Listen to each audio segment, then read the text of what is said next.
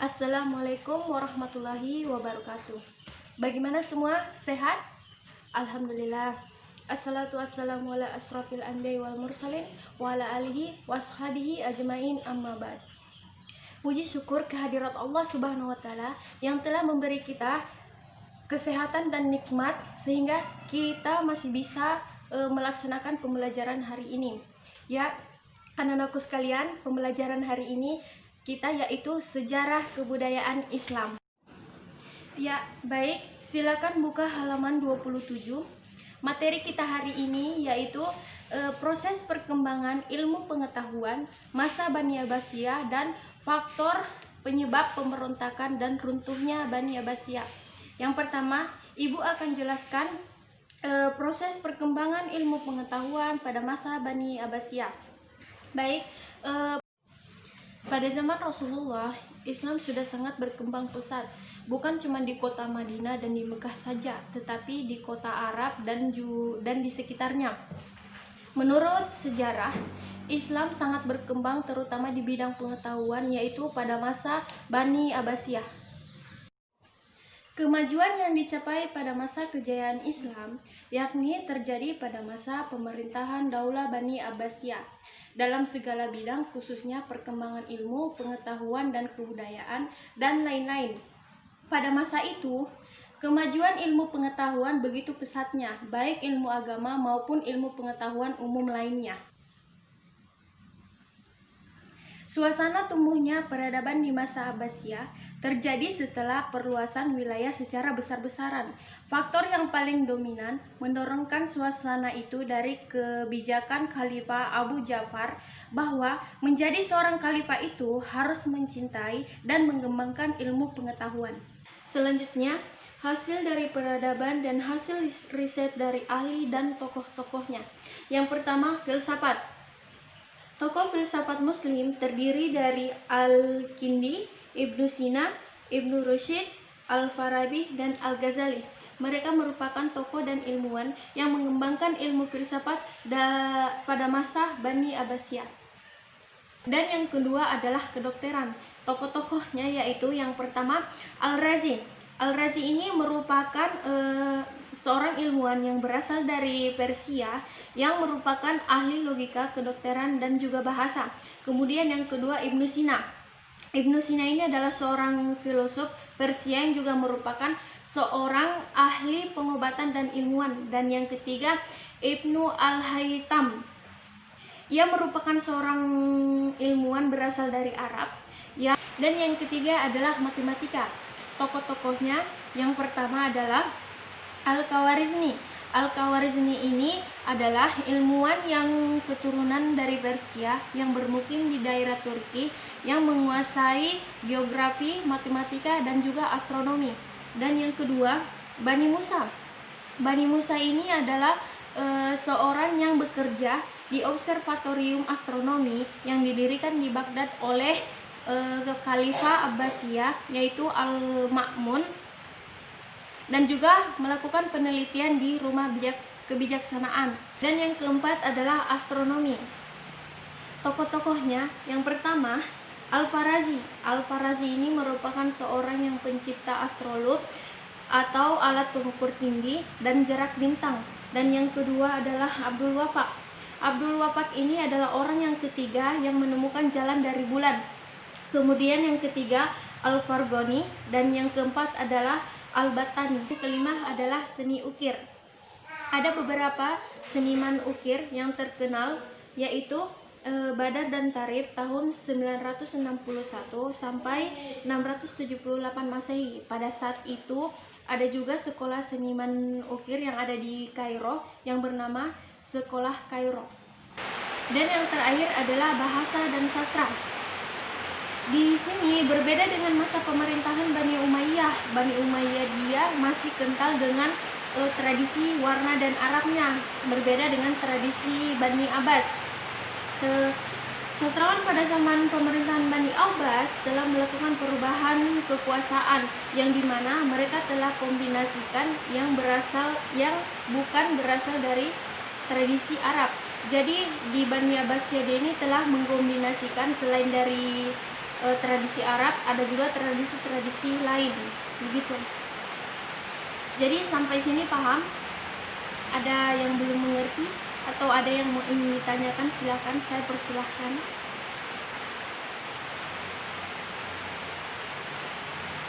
Baik, jika tidak ada, Ibu akan melanjutkan materi selanjutnya, yaitu penyebab dan faktor pemberontakan dan runtuhnya Bani Abbasiyah.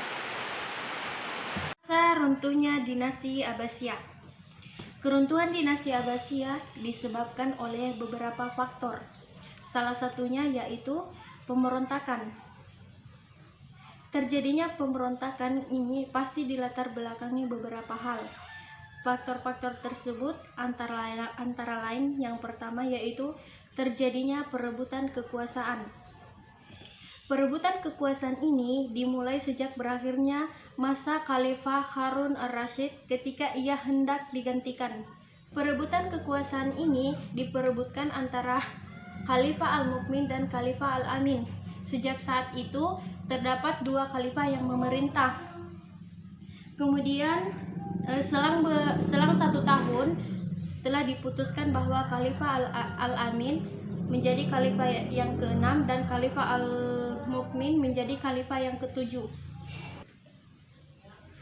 Faktor yang kedua ialah balas dendam. Seperti yang kita ketahui, Bani Abbasiyah berdiri setelah meruntuhkan Bani Umayyah.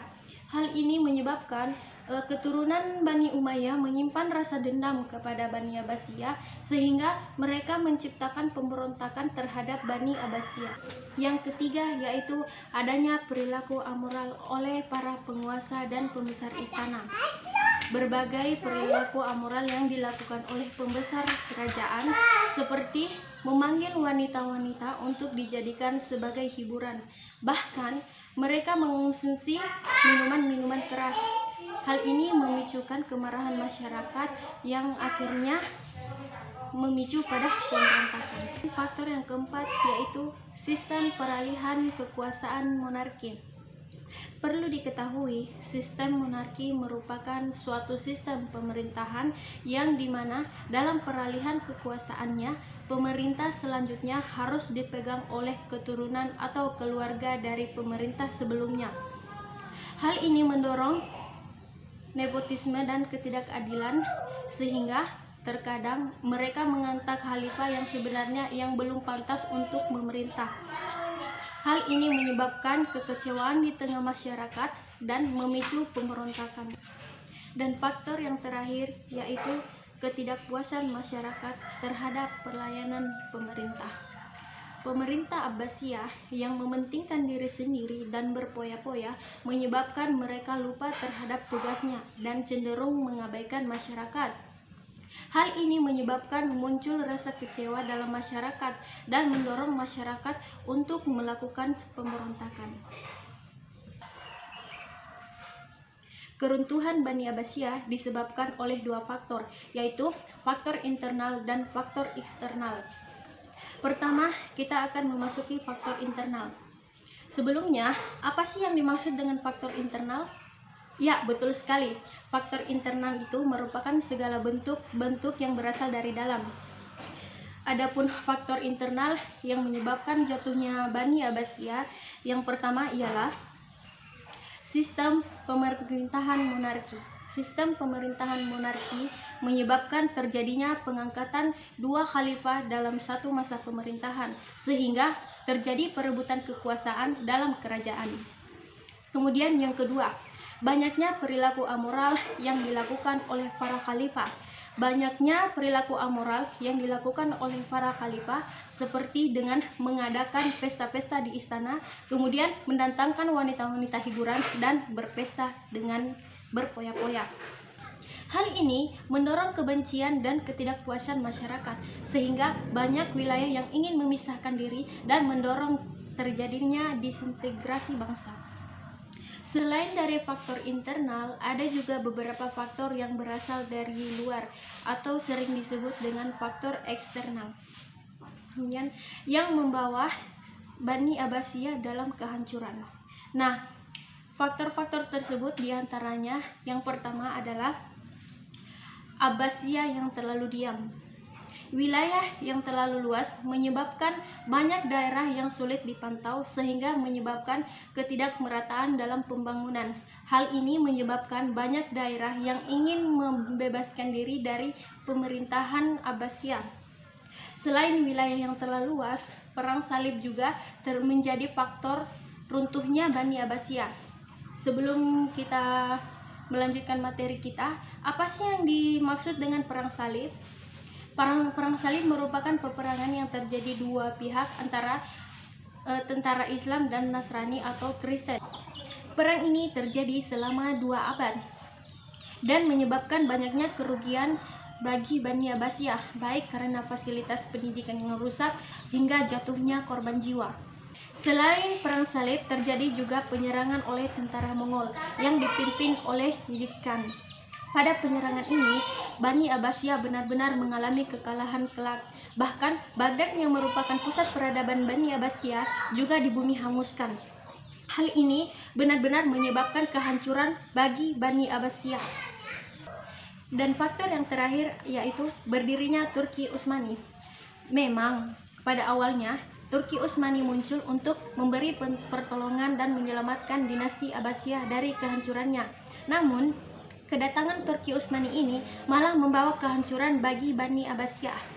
Hal ini disebabkan karena terjadinya peperangan antara Turki Utsmani dan Bani Abbasiyah yang semakin menyebabkan Bani Abbasiyah mundur sehingga akhirnya Turki Utsmani berdiri menggantikan Bani Abbasiyah. Ya, itulah penjelasan dari Ibu tadi. Dari anak-anak sekalian, apakah masih ada yang kurang jelas atau yang belum dimengerti? Saya persilahkan untuk bertanya. Ya, saya silakan. Apa ada yang ingin ditanyakan? Tidak ada yang ingin ditanyakan. Ya, Ibu akan menutup pertemuan kali ini. Semoga ilmu ini bisa kita dapatkan dan bermanfaat di kedepannya nanti. Dan kita tutupi dengan pengucapan hamdalah, alhamdulillahirabbil alamin. Baiklah, wassalamualaikum warahmatullahi wabarakatuh.